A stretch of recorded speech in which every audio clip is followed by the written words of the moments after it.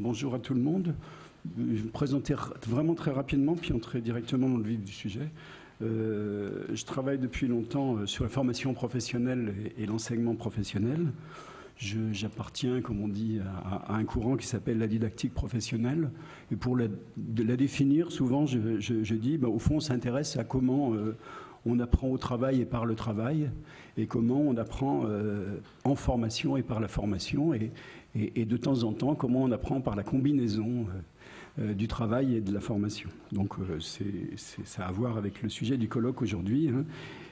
Pour ceux qui seraient un petit peu plus spécialistes de la didactique professionnelle ou de tous ces courants qui analysent le travail pour la formation, je dirais qu'on a évolué assez vite de l'analyse du travail actuel, comme on dit, vers l'analyse des conditions et des actions par lesquelles des gens sont devenus des professionnels expérimentés, pour certains d'entre eux, des professionnels compétents. Alors pour l'intervention d'aujourd'hui, j'ai beaucoup plus d'expérience d'autres milieux professionnels et d'autres métiers, emplois, travail, que celui d'enseignement.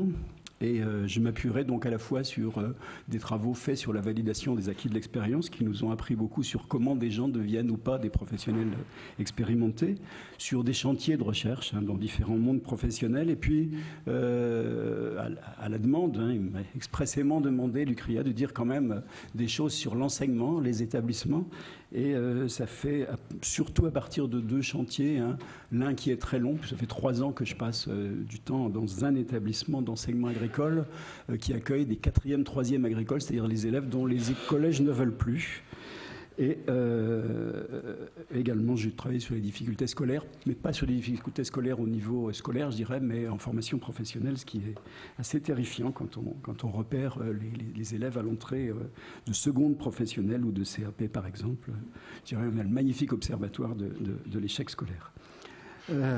Donc, je m'appuierai pour la question des situations apprenantes sur une notion que j'ai développée depuis un certain temps. Au départ, situation professionnelle de développement. Je ne vais pas trop parler de développement aujourd'hui, ce serait trop long à travailler là-dessus.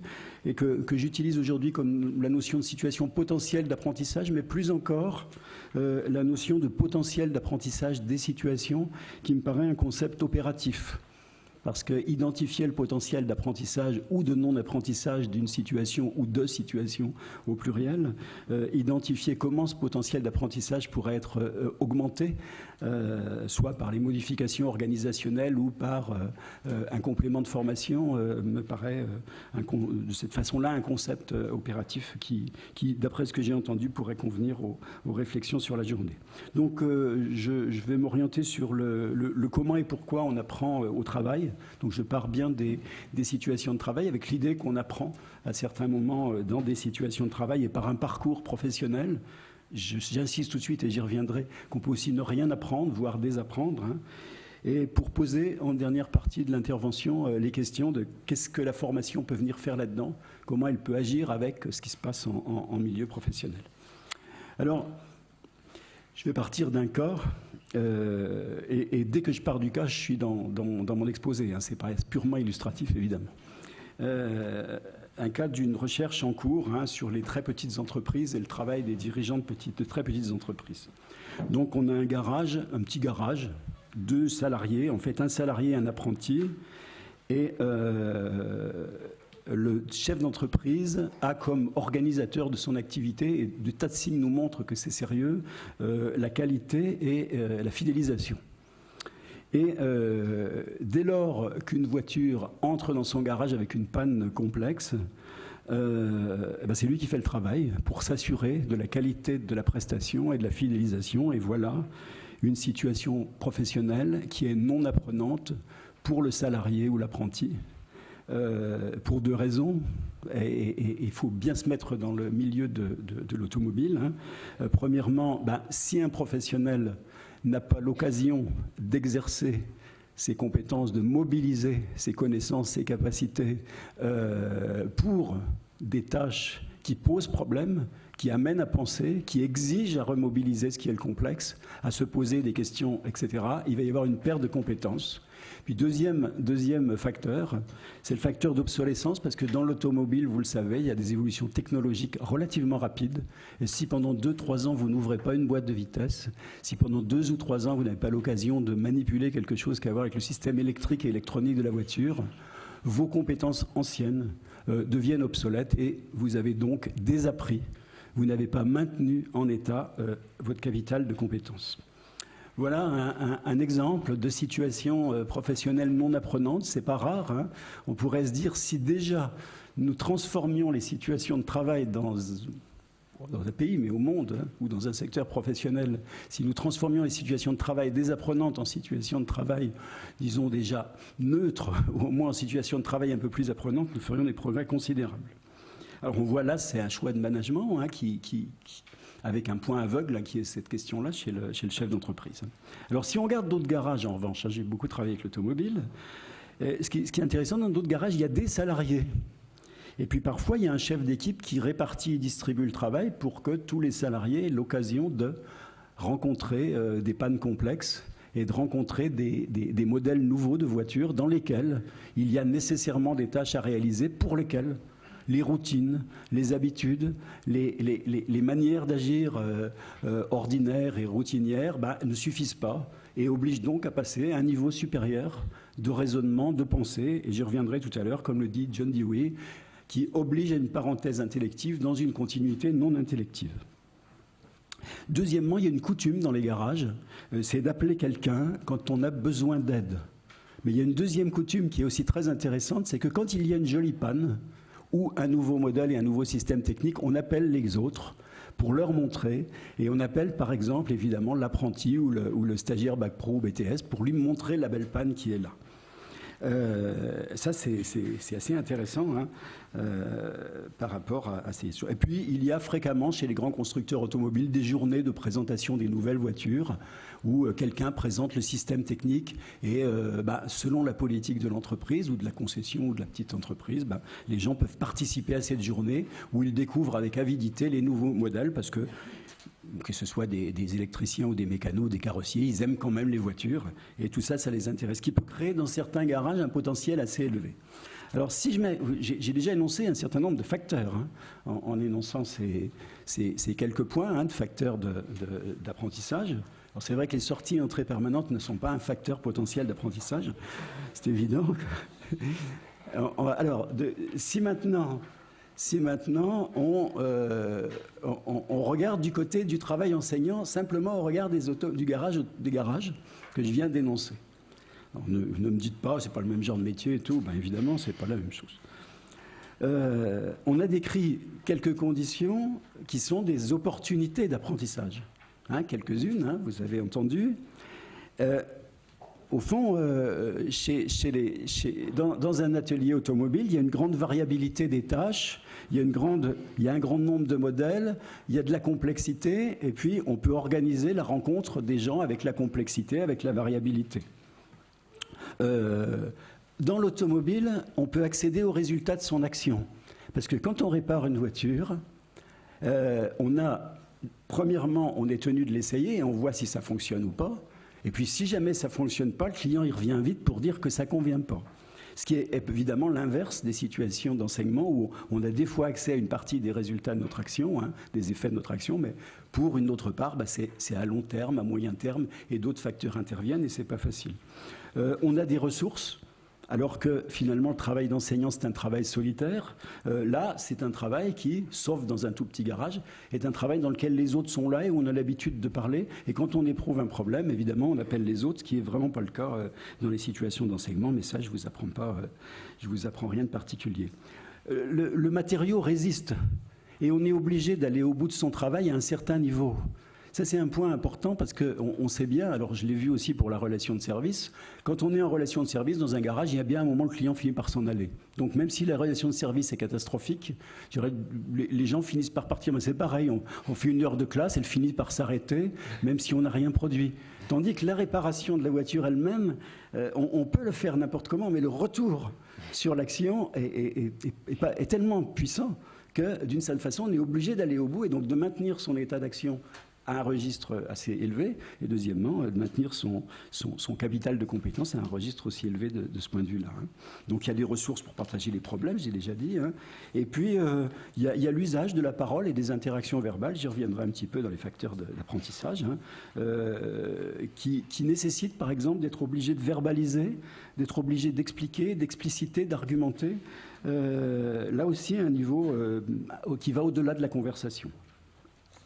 Alors, si on compare toutes ces questions-là, on s'aperçoit aussi, par exemple, par rapport à ce qu'on dit beaucoup pour l'enseignement, il n'y a pas de débriefing dans les garages. On ne fait pas d'observation de gens qui, après coup, fera un retour sur l'action. Mais si on regarde bien les choses de près, l'activité réflexive, cette fois-ci au sens diwiyien, elle se réalise non pas après coup, mais elle se réalise pendant l'action, et elle se réalise pendant l'action quand on mobilise d'autres ressources que soi-même, donc les collègues à côté, le chef d'équipe, etc. Donc il y a bien une activité réflexive ou une activité intellective sur le travail qu'on est en train de mener, mais elle n'est pas obligatoirement après coup, mais elle a tout un ensemble de propriétés qui sont à peu près les mêmes que ce qu'on appelle l'activité réflexive dans sa valeur la plus élevée.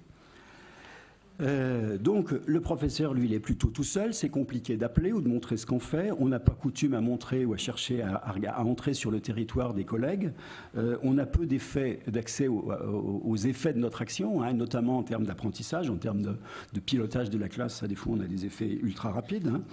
C'est à peu près impossible d'arrêter ou de ralentir son action quand on est enseignant, alors que dans un garage et qu'on a une panne complexe, même un chef d'équipe qui pressure ses troupes accepte que de temps en temps on soit obligé de s'arrêter, de réfléchir un peu, d'aller chercher les documents techniques, parce que l'aménagement de sa situation de travail non soumise exclusivement aux contraintes de la production est nécessaire pour résoudre les problèmes, ce que ne peut pas faire un enseignant d'une certaine façon du fait de son système de production à lui, comporte tout un ensemble de contraintes qui fait que ce n'est pas possible.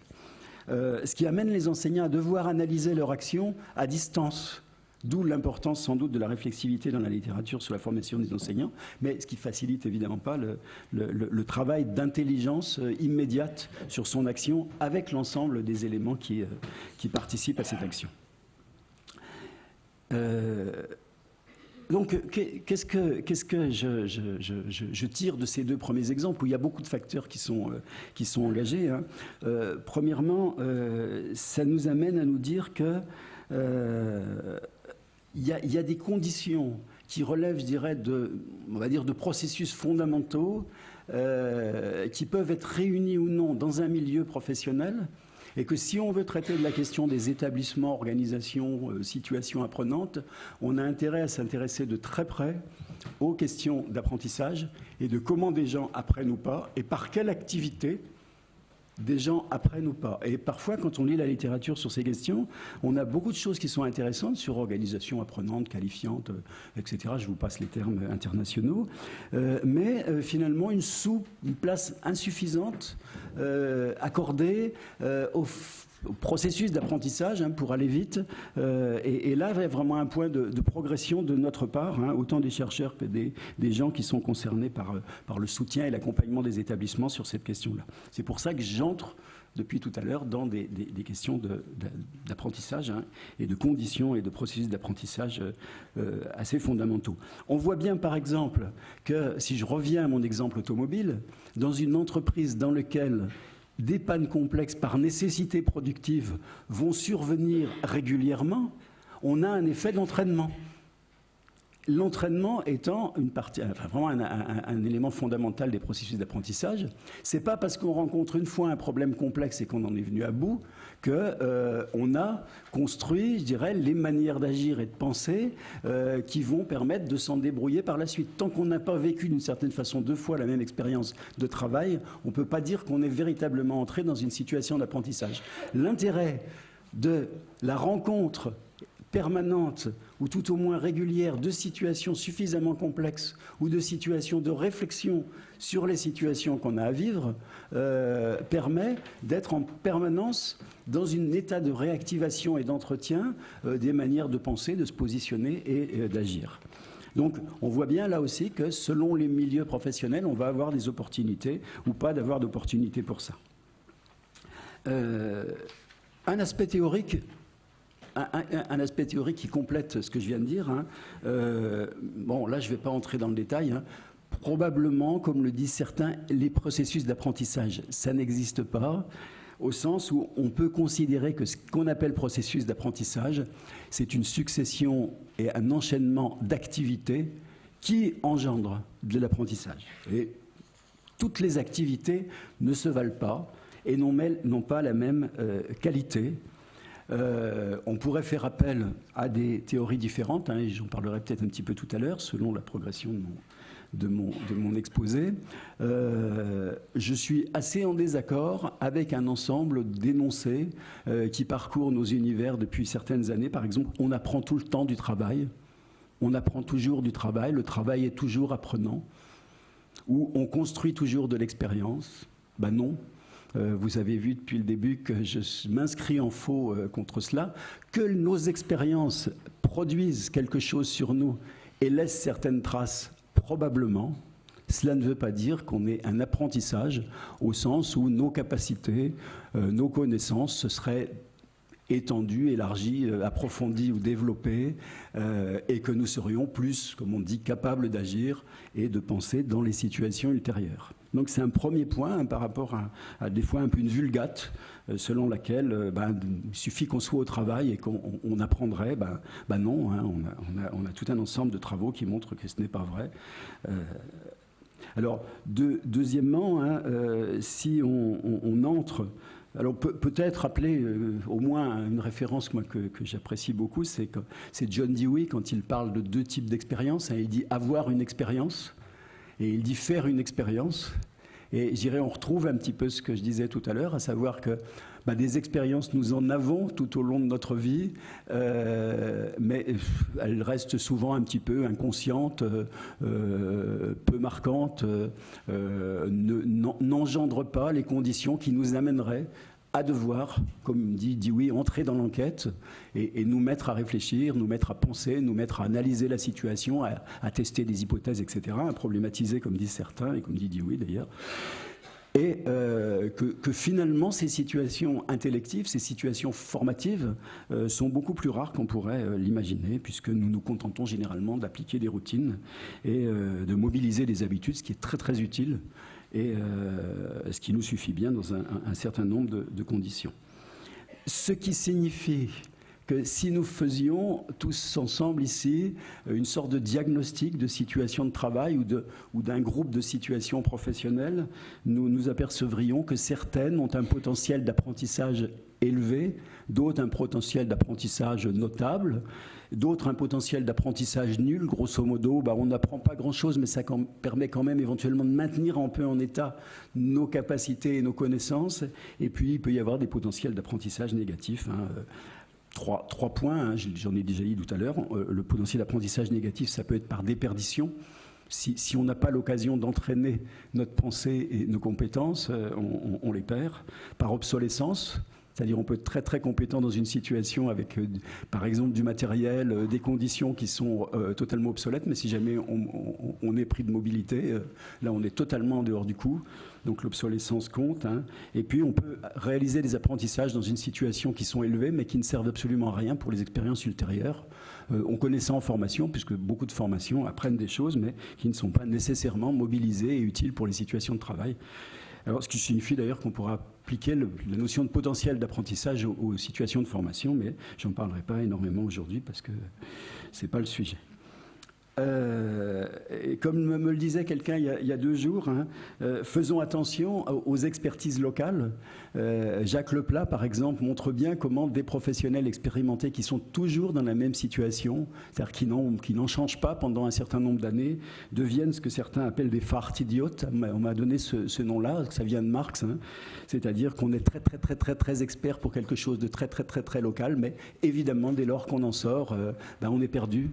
Ce qu'on verrait très bien dans les exemples automobiles que je ne vous raconterai pas. Alors, également, hein, juste un petit rappel, hein, une situation apprenante, et là, dans la littérature sur les environnements apprenants, ça manque parfois, et c'est peut-être un petit peu le côté didactique que j'ai. Une situation apprenante n'est pas une situation apprenante en soi, c'est une situation apprenante de quelque chose. c'est très important, hein. Les situations de travail, comme les situations de formation, comme je viens de le dire, peuvent engendrer des apprentissages, mais lesquels ? Quels savoirs et savoir-faire, si on reprend ces mots-là,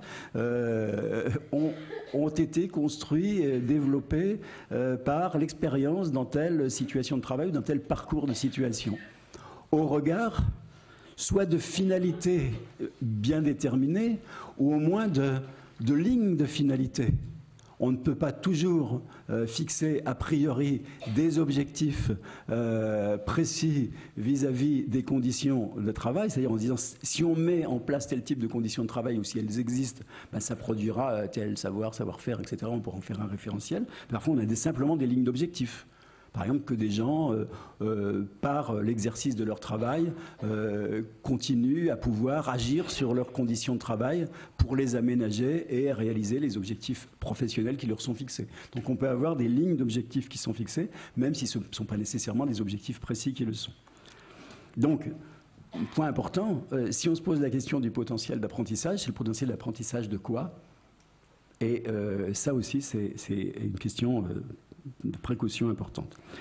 Potentiel d'apprentissage d'une situation où n'existe pas vraiment non plus, je pense qu'il faut toujours considérer que c'est un ensemble de situations ou un groupe de situations ou une succession de situations. Et quand on s'intéresse à la formation, il nous faut la notion de parcours. Parce que c'est parce qu'une situation se vit, s'expérimente, parce qu'on fait l'expérience d'une situation particulière, qu'elle se fait en relation avec les autres situations, parce que c'est une situation qui renvoie aux autres situations.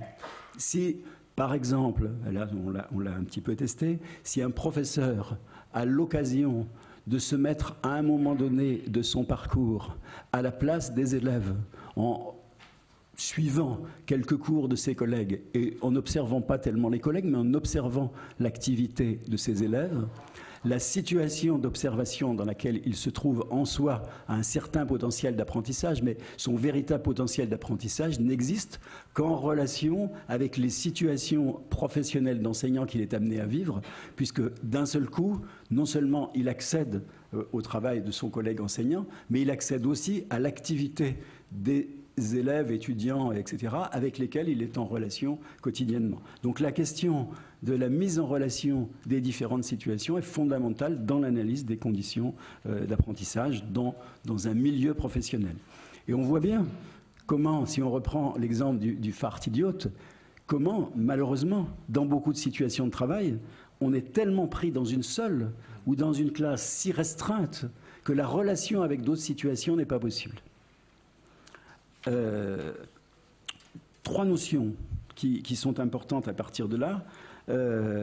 C'est la question de la diversité.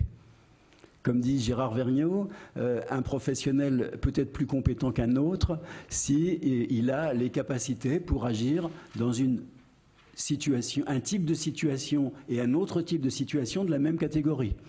Moi, mon expérience que j'aime souvent citer, c'est les gens qui aident les personnes à domicile.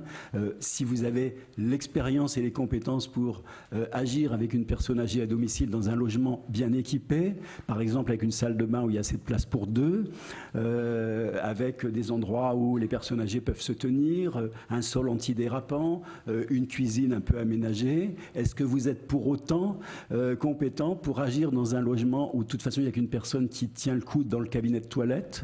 Est-ce que vous êtes aussi compétent s'il y a à peine l'eau chaude? Est-ce que vous êtes aussi compétent, etc. Donc vous voyez que la question de la diversité professionnelle est absolument nécessaire.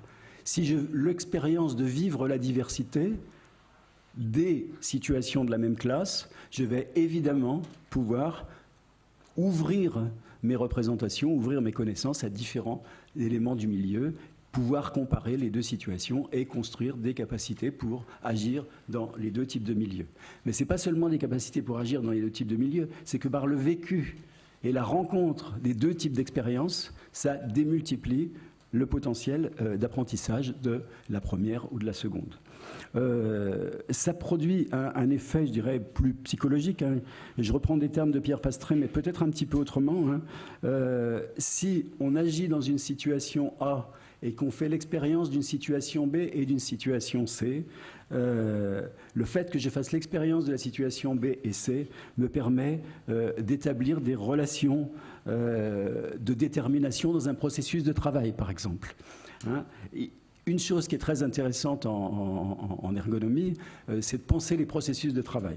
Alors, qu'est-ce que ça veut dire? Par exemple, dans la viticulture ou dans la vitivinicole, hein, la vigne et la cave, on voit bien comment chaque opération culturale, chaque opération de vigne est en relation avec les autres opérations de la vigne et les effets produits par chacune des opérations.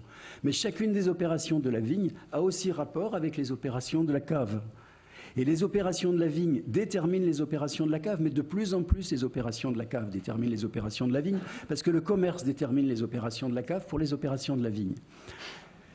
C'est très important, parce que si je me représente en tant que professionnel l'ensemble du processus, je ne comprends pas seulement la logique de mon action à chacune des opérations de la vigne ou de la cave, j'établis des relations de détermination entre les différentes situations et les différents types d'actions. J'établis des relations de cause-conséquence, j'établis un certain nombre d'éléments qui me permettent, et on le voit très bien quand il y a des études là-dessus, comment on transforme l'action en transformant le périmètre de pensée avec l'amont, l'aval et le pendant, le synchronique, hein, simplement, est-ce qui a l'occasion de se trouver dans l'ensemble des situations et de parler éventuellement de ce qui se fait dans les autres situations. VAE, la VAE, j'ai beaucoup travaillé là-dessus. Quand les jurys rencontrent les accompagnateurs et les accompagnateurs rencontrent les jurys, ils ne travaillent plus pareil une fois la réunion terminée, parce qu'ils comprennent, les accompagnateurs comprennent à qui ils s'adressent et à qui les candidats adressent leur dossier, et les jurys comprennent une partie du parcours des candidats et interprètent différemment le parcours des candidats et les dossiers qu'ils ont sous la main. Quelques travaux, je crois, en éducation montrent bien que quand on connaît le travail des autres collègues, quand on connaît le travail du niveau immédiatement supérieur, on comprend un peu mieux le processus de travail et donc on ouvre non seulement son système de représentation, mais ça change l'action, puisque cette action n'est plus à court terme, mais cette action est à peu plus long terme et est aussi fabriquée à partir de l'anticipation qu'on a des étapes supérieures. Donc on voit bien comment la combinaison, et je ne dis pas tous les éléments, hein, comment la combinaison et une certaine combinaison des parcours ou des mouvements que les gens peuvent faire entre les situations qui appartiennent à un milieu professionnel peuvent ou non développer, je dirais, les capacités et connaissances des gens, bien évidemment, mais développer l'action, la façon de penser les situations et de façon de penser la combinaison des situations. Et là, on a directement, à mon avis, des orientations pour la construction de parcours et du rôle du formateur au sens le plus large et le plus noble. Hein. C'est comment on agence des situations à la fois dans un milieu professionnel, mais comment on agence des situations dans un parcours pour essayer de produire des effets de développement, je dirais, du potentiel d'apprentissage. Alors, nous disposons, et peut-être c'est hors du champ du travail enseignant et des travaux sur le travail enseignant, de toute l'expérience et de tout ce qui a été écrit en termes de recherche sur les formations par alternance. Parce que les formations par alternance se trouvent sans cesse ou devraient se trouver consciemment et explicitement confrontés et être amenés à s'emparer de cette question de comment on organise un parcours de formation par alternance en fonction du potentiel des situations ou du non-potentiel de certaines situations. Je reviens sur quelque chose que j'ai déjà dit, alors je refais un petit truc théorique. Alors le reste aussi c'est théorique, mais là je reprends les références. Hein. J'aime beaucoup cette idée que développe John Dewey dans les années 1920-1930. La pensée est une chose rare, elle ne se met en route que quand on y est vraiment obligé. D'où toutes ces questions que de nombreux psychologues ou pédagogues ont mis en évidence. Qu'est-ce qui étonne? Qu'est-ce qui surprend? Qu'est-ce qui pose problème? Qu'est-ce qui dérange? Qu'est-ce qui met en échec? Qu'est-ce qui met en rupture? Enfin, on aurait tout un ensemble de termes hein, dont on voit bien qu'ils sont intéressants parce que ça bouleverse. Alors, soit ça survient dans les situations, soit il y a quelqu'un qui est assez machiavélique, et c'est le rôle de l'enseignant, pour poser des problèmes à ceux qui apprennent. Et s'il n'y a pas cette interruption de la continuité, comme dirait Dewey, je dirais que la pensée, elle va pas fonctionner à un très haut niveau, pas à un très haut régime, comme on dit en ergonomie, mais on va utiliser nos routines, nos habitudes, etc. Alors c'est intéressant parce que, je ne sais pas si vous connaissez le livre de Kahneman, ou les travaux d'Olivier Houdet aujourd'hui en psychologie cognitive, avec les deux vitesses de la pensée, les deux systèmes de pensée, hein, le système 1 qui serait intuitif, rapide, utilisant les routines construites jusque-là, très utile dans la plupart des cas de notre vie, hein. Et puis le système 2, lent, rationnel, conscient, pour lesquels l'attention doit être dirigée, l'attention portée aux erreurs ou aux biais pour éviter de se précipiter sur la première solution venue, une vérification rationnelle si possible, une recherche de solutions ou de manière d'agir ou de penser au-delà de la réussite immédiate, et une inhibition, là c'est Houdet qui le dit, hein, des réponses rapides, ce qui fait que physiologiquement c'est épuisant. Et ça rejoint bien une expérience courante, hein, penser est fatigant et difficile, demande un effort. Donc la question, lisez ça parce que ça nous donne des indications sur ce que c'est qu'une situation potentielle d'apprentissage. C'est la situation qui justement nous amène à passer du système 1 de la pensée, si on reprend ce modèle-là, hein, je ne le partage pas tout entièrement, mais c'est intéressant de s'y référer, à un système 2. Et on voit bien comment certaines situations de travail, par exemple tout à l'heure avec les garagistes, nous produisent la nécessité de se retrouver dans le système 2 de la pensée, hein. On peut parfois découvrir le plaisir de penser qui existe aussi, hein. Il n'y a pas que de la douleur et de l'effort, mais néanmoins on est obligé de passer par là. Ça me paraît important vis-à-vis aussi de certaines comment dire, vulgates qui dit, alors des fois ça vient de l'ergonomie, je ne dis pas que c'est les ergonomes, hein, l'opérateur est toujours intelligent, le professionnel est toujours intelligent, le professionnel va trouver les moyens de résoudre ses problèmes. Ben, c'est pas vrai, les ergonomes le savent bien parce que si les gens étaient rationnels au travail, ils n'auraient pas tant d'accidents qu'ils en ont, puisqu'une partie de ce qui est dangereux et risqué pour eux souvent est un point aveugle, un point méconnu, un point non pris en compte par absence d'imagination même du fait que ça pourrait être dangereux. Et on voit bien comment ça produit toujours aujourd'hui des accidents assez nombreux au travail, hein, ou des problèmes de santé. Donc ne prenons pas la vulgate de l'ergonomie, hein, ne transformons pas en vulgate l'idée du professionnel intelligent. Ça signifie qu'à certains moments, effectivement, comme chacun d'entre nous, le professionnel entre dans des phases intellectives parce que les conditions aussi l'y obligent ou le lui permettent, il faut bien prendre les deux termes, et parce qu'à ce moment-là, il va trouver ou pas des ressources, des étayages possibles dans son environnement. Très important, hein. On peut rencontrer des problèmes au travail, et on en rencontre beaucoup. Malheureusement, nous n'avons pas toujours les environnements étayants, on peut dire, c'est-à-dire qui comportent des ressources pour trouver les solutions aux problèmes et donc trouver de quoi apprendre par le fait qu'on trouve des solutions aux problèmes, hein. C'est vraiment très important de distinguer les deux, hein. C'est pas parce qu'il y a des situations problèmes, c'est pas parce qu'il y a des situations de rupture, c'est pas parce qu'il y a des situations qui dérangent que ça suffit. Il faut bien qu'il y ait un environnement qui va avec, hein, voire la culture donne forme à l'esprit, ce qui suppose qu'on ait les éléments. Deux types d'environnement. Un environnement qui peut être matériel, organisationnel, technique, et puis un environnement humain. Je distingue les deux uniquement pour l'analyse, mais on sait que dans certaines situations de travail, même s'il n'y a personne d'autre, parce qu'il y a certaines conditions, on peut néanmoins apprendre de ces conditions-là. Là aussi, c'est pour ne pas fétichiser l'idée qu'il faudra absolument qu'il y ait les autres, et l'idée qu'il faudrait absolument qu'il y ait des collectifs. C'est vrai, c'est un facteur essentiel d'apprentissage, mais néanmoins, dans certaines conditions professionnelles, ça peut fonctionner sans cela. Je ne suis pas sûr que ce soit valide pour le milieu enseignant, mais en tous les cas, dans d'autres milieux, on peut le trouver. Très rapidement, là, je ne vais pas les développer, il y a des facteurs qui vont influencer le potentiel d'apprentissage. C'est une part de nos situations de travail, de nos environnements professionnels, nous sont aveugles, obscurs et mal connus. Une partie des phénomènes et des facteurs qui agissent sur nous, qui agissent sur la situation et donc qui agissent sur notre action, nous ne sont pas accessibles et difficilement perceptibles. Je ne sais pas si vous avez déjà vu dans certains lycées professionnels, mais aussi dans certaines entreprises volontairement apprenantes, par exemple en Suisse ou en Allemagne, des ateliers dans lesquels les capots des machines sont transparents. Ce qui signifie qu'on accède au fonctionnement technique et parfois à l'évolution de la transformation de l'objet en train d'être produit.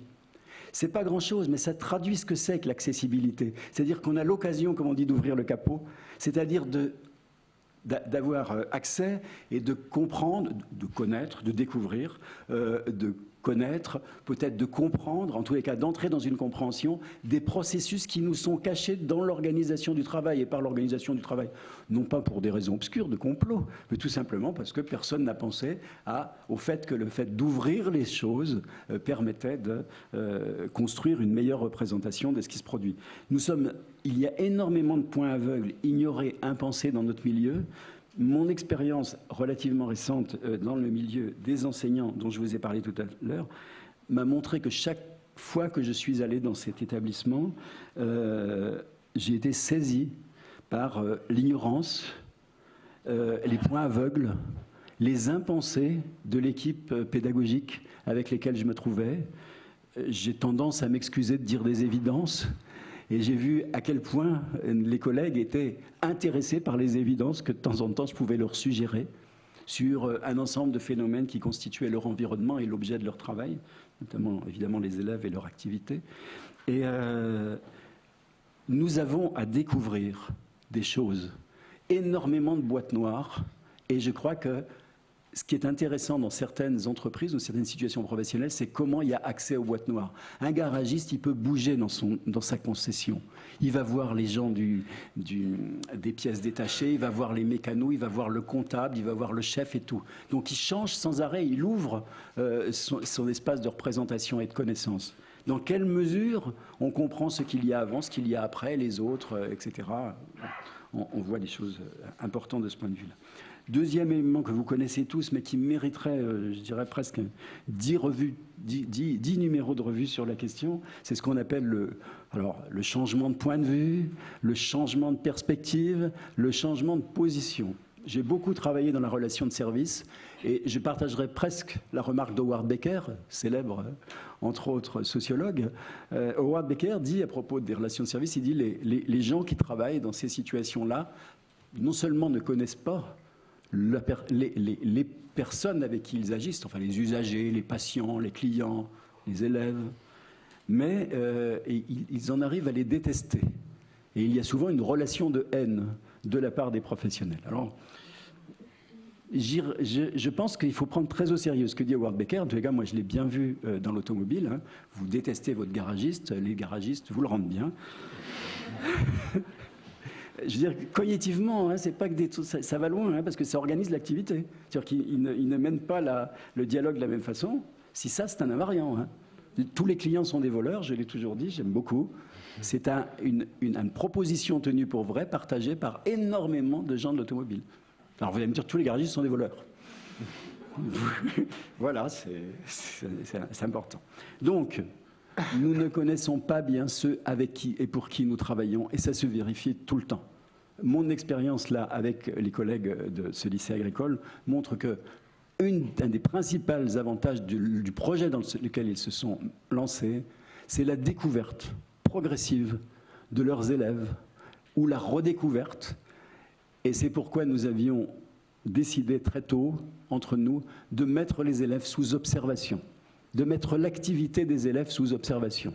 Ça veut dire quoi? Ça veut dire que je leur demandais de faire l'effort le plus souvent possible, de se préoccuper de l'activité des élèves tout au long de la journée ou, évidemment, dans d'autres cas, sur certains points très précis pour découvrir comment les élèves ne prennent pas, quelle activité ils déploient, quelle activité suscite ce que nous leur proposons, etc. Donc une redécouverte, ce qui suppose vraiment fondamentalement un changement de point de vue, changement de perspective, si on fait du Piaget, de la décentration. Mais tout ça, là je le dis très mal, hein, parce qu'il y a évidemment des théories qui sont un petit peu différentes sur ces questions, mais fondamentalement, le changement de point de vue, le changement de position la découverte de ce avec quoi nous travaillons et de ceux avec qui nous travaillons, c'est un facteur essentiel des apprentissages. Et si ce n'est pas possible, quand on est confiné dans son système de travail, quand on n'a pas l'occasion d'aller voir les autres, quand on n'a pas l'occasion de s'interroger ou d'interroger les partenaires, ben, évidemment, c'est pas possible. Deux mots sur les autres, les groupes et le langage. Donc là aussi, je me suis un petit peu intéressé à ça. Hein. Et je reviens à la fois à des connaissances dans d'autres domaines, mais aussi à cette expérience avec ces collègues que j'estime beaucoup et que j'aime beaucoup, et avec qui je trouve qu'ils font des choses extraordinaires. Je le dis avant parce que ce que je vais dire n'est pas nécessairement... Alors, premièrement, c'est pas parce que des gens sont réunis qu'ils sont un groupe ou une équipe. Ça, les théories sur les groupes nous le disent depuis longtemps. Alors moi, je dis, des fois, nous sommes un tas. Comme dit Zygmunt Bauman, sociologue d'aujourd'hui, il parle des rassemblements, des essaims. Je ne sais pas si certains ont lu Zygmunt Bauman, c'est très intéressant. Il y a des gens qui se regroupent à un moment donné autour d'un événement. Ne disons pas qu'ils font groupe, et Bauman le définit très bien. Hein. Donc nous sommes des réunions au sens premier d'individus. On parle d'équipes pédagogiques, les équipes pédagogiques sont rares. Voilà. Donc c'est pas parce que nous sommes réunis que nous formons groupe et que nous formons équipe. Là, relire, bah moi j'aime beaucoup Anzieux et Martin, un vieux livre des années 70-80 sur les dynamiques des groupes qui est extraordinaire et qui nous apprend ce que c'est qu'un groupe et comment il se constitue, comment il vit. Hein. Malheureusement, bah, assez peu d'équipes. Hein. Deuxièmement, c'est pas parce qu'on cause qu'on apprend. Parce que sinon, imaginez l'intelligence que nous aurions. On tchatche en permanence. Et c'est pas parce qu'on est réunis pour causer qu'on apprend.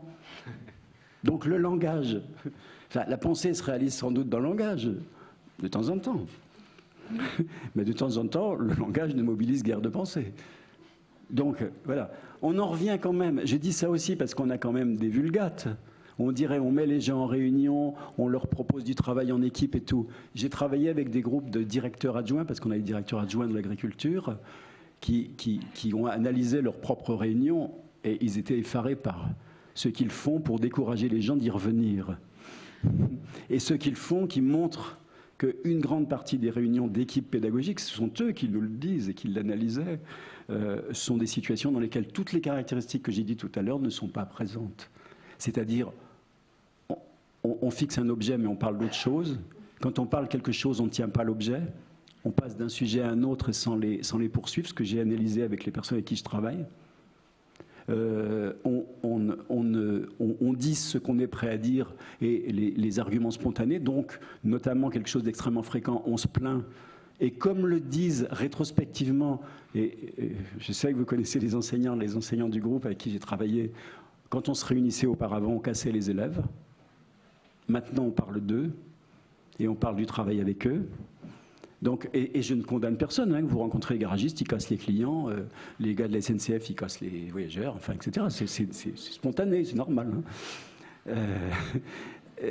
Ce que je veux dire par là, mais je ne vais pas le développer parce qu'on n'a pas le temps, je vois qu'il me reste juste plus que 3 minutes et ça va aller, c'est qu'il y a des conditions d'exigence, de systématicité, d'encadrement, d'attention à ce dont on parle, etc., qui sont indispensables si on veut que le langage, avec l'usage du langage avec les autres, produise des effets d'apprentissage, et non pas simplement du bavardage, de la discutaillerie, de la conversation, de la plainte, et que ça, peu de cadres savent le faire, enfin dans l'expérience que j'ai moi, mais je n'ai pas de statistiques là-dessus, et il est absolument indispensable. Un de nos objectifs dans cet établissement, ça a été d'autonomiser. Donc cette année, ils sont en phase d'autonomisation au sens où ils apprennent l'auto-animation de leur réunion de travail pour se passer de l'intervenant extérieur qui faisait celui qui maintient le groupe dans le travail quand on fait des réunions de travail. C'est pour ça que les intervenants extérieurs sont si intéressants, parce que devant eux, on est obligé de travailler, puis s'il n'est pas mauvais, l'intervenant, lui, maintient le niveau d'exigence et maintient le cadre d'exigence pour que les gens restent dans une situation intellective et pas seulement une situation de bavardage sans penser. Alors, quelques points rapides, mais là, peut-être il y aura quelques questions. Hein. J'ai dit tout ça, mais comme je regarde peu mes notes, ne vous inquiétez pas. c'est peut-être la question de la formation. Hein. On va prendre la question de la formation. Ça ne vous étonnera pas que quelqu'un qui fait de la didactique professionnelle, si on veut se poser la question de en quoi la formation peut agir avec les conditions de situation, je pense que ça suppose que les formateurs ou intervenants formateurs soient à même d'identifier en quoi les conditions organisationnelles, matérielles, instrumentales, etc., sont ou non porteuses de potentiel d'action, puis ensuite de potentiel d'apprentissage. Alors, ce n'est pas pour vendre l'analyse du travail préalable à la formation, hein, c'est parce que je ne vois pas bien comment on peut faire autrement si on est trop naïf dans le domaine. Deuxièmement, si on veut une formation associée au potentiel éventuel des situations de travail, ça signifie que la formation est en référence aux situations et à l'action au travail. En référence ne signifie pas qu'elle est affiliée, qu'elle est soumise, mais en référence. Ça veut dire qu'elle est à propos des situations à certains moments, elle est à propos de l'action et évidemment de la pensée en situation. Ça ne va pas tant de soi quand on regarde les formations, y compris parfois les interventions en situation. Elle est en référence soit pour analyser et comprendre la situation, ou des fois je dirais simplement la découvrir, ouvrir des pans de la situation qui sont méconnus ou aveugles, puis fournir ou trouver avec les personnes les moyens intellectuels d'interpréter, de comprendre des situations pour en tirer des conséquences pratiques. Le dernier, pour en tirer des conséquences pratiques, est essentiel, parce que je ne vois pas comment, mais là ça renvoie aussi à certains travaux, mais aussi à des positions, hein, l'intervention et la formation ne peut probablement jamais complètement s'arrêter à analyser et comprendre. Le analyser et comprendre est nécessairement finalisé par des décisions d'action et des anticipations et des actions à venir, et que dans ce sens, la formation ne veut pas dire on a su analyser, on vous a donné les outils, maintenant allez-y les cocos, débrouillez-vous tout seul. Ou alors, version forte, l'intelligence au travail permettra de les sujets intelligents et maîtrisants, etc. Donc voilà, donc ça c'est un point important. Hein. Deuxième intervention, c'est peut-être être capable, avec les personnes, d'analyser la situation pour modifier, réorganiser les conditions. Quelquefois, les conditions sont si lamentables qu'on ne s'étonne pas que les gens, non seulement n'aient pas les moyens d'agir, ou d'agir à un certain niveau, mais également d'apprendre quelque chose. Hein. Donc là, la formation, elle va être la formation de l'ergonome, je dirais, l'intervention de l'ergonome, pardon, excusez-moi, l'intervention du formateur, c'est quasiment l'intervention de l'ergonome ou de l'organisateur du travail, c'est qu'est-ce qu'on modifie pour que ce soit autrement, et qu'on enlève les trucs nuisibles qui empêchent d'apprendre ou qui font désapprendre. Hein. Là aussi, c'est important. Hein. Évidemment, on sait que quand les gens partagent un peu quelque chose des méthodes des intervenants formateurs pour mieux comprendre et interpréter leur univers, ensuite, on peut aussi pousser pour qu'eux-mêmes trouvent des moyens adéquats et ensuite soient capables tout seuls de trouver des moyens adéquats pour changer les choses. Hein. On sait que c'est relativement facile. Hein. Une chose importante que je dis là à propos de l'intervention et de la formation, je pense qu'il faut penser les durées. Je suis terrifié de ces 3 années que j'ai passées. Et heureusement que j'ai passé 3 années et que je continue d'ailleurs, on va changer un peu maintenant, mais parce qu'on ne voit rien si on voit que sur une année. C'est absolument extraordinaire de ce qui se construit dans une année. Moi j'étais vraiment frappé, des choses super, une année. Et pourquoi ils ne les remettent pas en œuvre au mois de septembre suivant avec les mêmes types d'élèves? Qu'est-ce qui fait qu'il n'y a pas comment dire, permanence des modes d'action et de pensée qui ont fonctionné, qui sont validés, qu'on a explicités après coup? Comment se fait-il qu'on doive penser à l'étayage au sens presque brunérien, là, je suis avec qui on en parlait ce matin, au sens où on maintient dans la tâche, on maintient le niveau de la tâche, on dirige l'attention sur attention l'année dernière, c'était difficile ça, vous avez trouvé des solutions, il y a des chances que ça se reproduise. Tenir la durée, parce qu'il y a une notion que j'aime beaucoup, c'est celle d'habitude. J'adore avoir des habitudes. Et nous savons que nous avons besoin des habitudes. Mais qu'est-ce que c'est que la formation? C'est construire de nouvelles habitudes à la place des anciennes. Et ça, en psychologie et les apprentissages, c'est fondamental. Ça veut dire que, premièrement, si on ne construit pas en habitude de nouvelles capacités, ce sont les habitudes qui reviennent dès lors que la situation monte en complexité, en difficulté ou en risque. On reprend nos anciennes habitudes, vous le savez quand vous faites, si vous êtes bricoleur, sportif ou quoi que ce soit, vous apprenez un geste sportif, un geste technique. Si jamais vous êtes un peu en difficulté, vous avez tendance à reprendre l'ancien. C'est pour ça que votre moniteur, il vous interdit de refaire comme vous faites d'habitude. C'est pour ça qu'il interrompt le truc, pour que vous construisiez en habitude. Et je pense que l'étayage pour construire en habitude est fondamental. Accompagnement, etc. Je sais qu'il me reste 1 minute, mais j'ai dépassé de 4 minutes, alors je prends 5 minutes.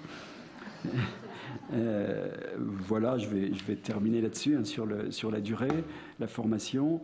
Formation, intervention, formation en situation d'établissement, ça vous le savez. Ça veut dire que la formation en établissement, ça peut être quelque chose qui ressemble beaucoup à la formation au rétablissement, sauf qu'elle concerne des équipes ou des réunis ou des gens qui sont ensemble, et que la formation dans l'établissement, en étant dans l'établissement avec une équipe déterminée, va participer à la construction de cette équipe comme un groupe professionnel qui pourra collaborer et coopérer, ce qui est assez compliqué.